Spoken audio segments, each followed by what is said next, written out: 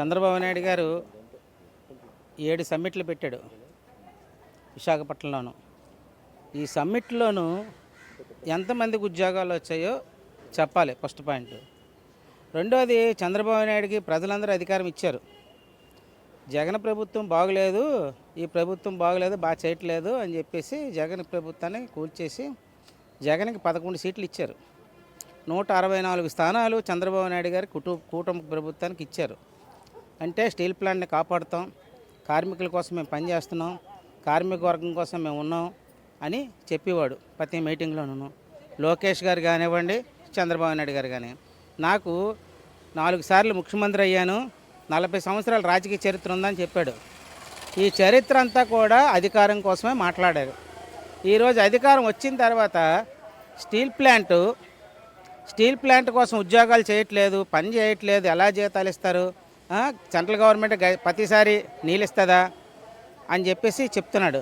కానీ చంద్రబాబు నాయుడు గారు ఒకటి గుర్తుపెట్టుకోవాలి, ఈ విశాఖపట్నంలో 95,000 మెజార్టీ పల్లా శ్రీనివాస్కి వచ్చింది. అంటే ఆ రోజు సిఐటిఓలో ధర్నాలు చేసిన తర్వాత వాళ్ళందరూ కూడా చేసిన తర్వాత ఈతన కూడా నిరాదీక్షలో కూర్చొని ప్రజల కోసం నేను పనిచేస్తున్నాను, ప్రజల కోసం నేను ఉంటున్నాను, ఈ రకంగా చేస్తున్నాను, నన్ను గెలిపించండి, స్టీల్ ప్లాంట్ని కాపాడుతాం అని చెప్పిన పెద్ద మనిషి ఈరోజు సొంత గనులు ఇవ్వకంట ప్రైవేట్ కంపెనీ లాభాలు వస్తున్నాయంటే అతనికి తెలుసుకోండి, కొద్దిగా రాజకీయ చరిత్ర ఉంది కదా, 75 సంవత్సరాలు వచ్చాయనేసి ఈరోజు మాట్లాడడం అనేది కరెక్ట్ కాదు. కార్మికులు దృష్టి పెట్టి మాట్లాడడం అనేది సరైనది కాదు.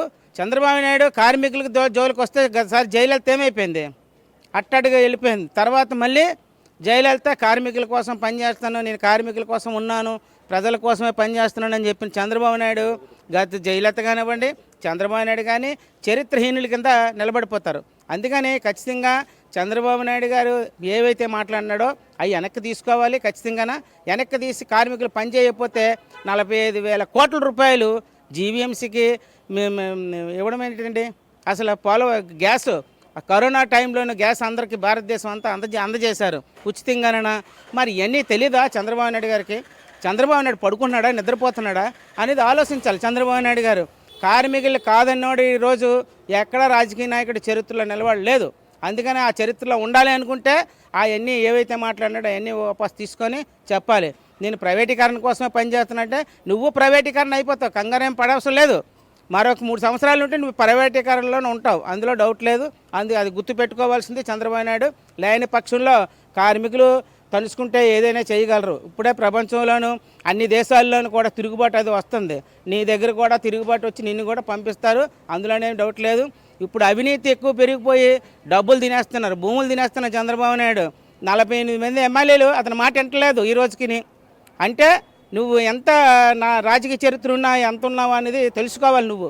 అంతేగాని కార్మికుల్ని ప్రజల్ని నువ్వు తోలనాడినట్టయితే నీ సంగతి తోలనాడేస్తారని చెప్పేసి హెచ్చరిక చేయదలుచుకున్నాం.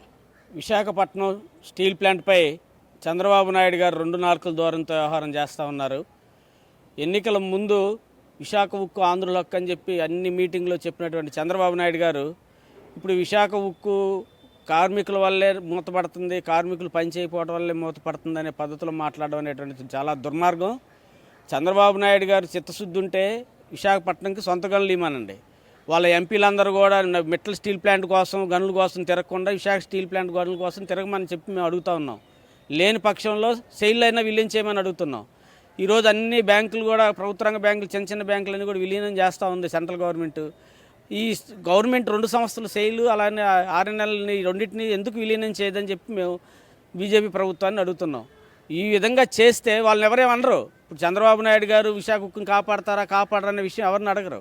చంద్రబాబు నాయుడు గారే ఆయన కాపాడతారని చెప్పాడు, ఆ మాట తప్పుతున్నాడు. ఇప్పుడు కార్మికుల మీద నింద మోపి విశాఖపట్నం స్టీల్ ప్లాంట్ని మొత్తాన్ని అమ్మకాలకు పెట్టి ఉద్యోగాలందరినీ కూడా ప్రైవేటీకరణ చేసి ఉద్యోగాలు తీసేసి ఆ రకంగా చంద్రబాబు నాయుడు చేయాల్సిన కుట్రలో భాగంగానే ఈ మాటలు వస్తున్నటువంటిది అర్థమవుతా ఉంది. ఈ రకంగా ద్వంద్వ వైఖరి ఈనాటి తెలుగుదేశం ప్రభుత్వం తక్షణం విశాఖ స్టీల్ ప్లాంట్కి సొంత గనులు కేటాయించాలి, అలాగనే విశాఖపట్నం సెయిల్ అన్న విలీనం చేయాలి. ఈ 2 చేయకుండా మాట్లాడేటువంటిది సరైనది కాదు. ఇదేదో జగన్ మీద రెచ్చగొడుతున్నారు, లేకపోతే ఇంకొకళ్ళు రెచ్చగొడుతున్నారనే మాట కూడా మాట్లాడుతున్నాడు. అది సరైనది కాదు. ఒకప్పుడు చంద్రబాబు నాయుడు విశాఖ ప్రజలను ఆ విధంగా రెచ్చగొట్టి ఆయన అధికారంలోకి వచ్చాడు. విశాఖపట్నం స్టీల్ ప్లాంట్ కాపాడుతానంటేనే పల్లా శ్రీనివాసరావు గారికి రాష్ట్రంలో ఎక్కడా లేనన్ని ఓట్ల మెజార్టీ ఇచ్చారు.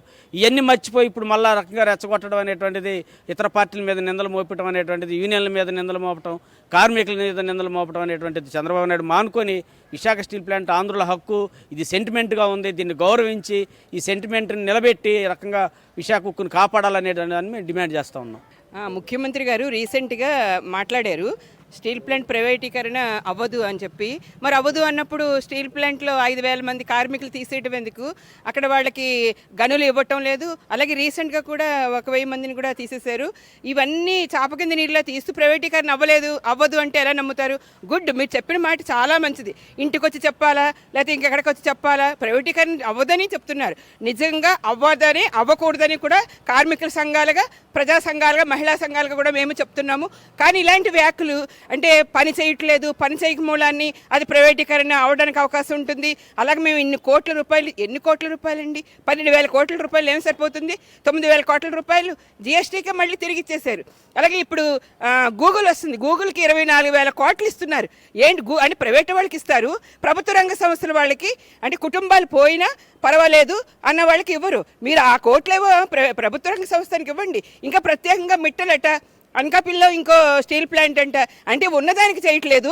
అనకాపల్లిలో అంటే ప్రైవేట్ కదా, ప్రైవేట్ వాళ్ళకి మాత్రం ఇస్తారు. మేము విజ్ఞప్తి చేసేది ఏంటంటే డిమాండ్ కూడాను ముందుగా వాళ్ళకి గనులు ఇవ్వండి. గనులు ఇస్తే ఖచ్చితంగా స్టీల్ ప్లాంట్ లాభాలు నడుస్తుంది. ఇప్పుడు తక్కువ మంది ఉన్నప్పుడు కూడా లాభాలు నడుస్తుంది.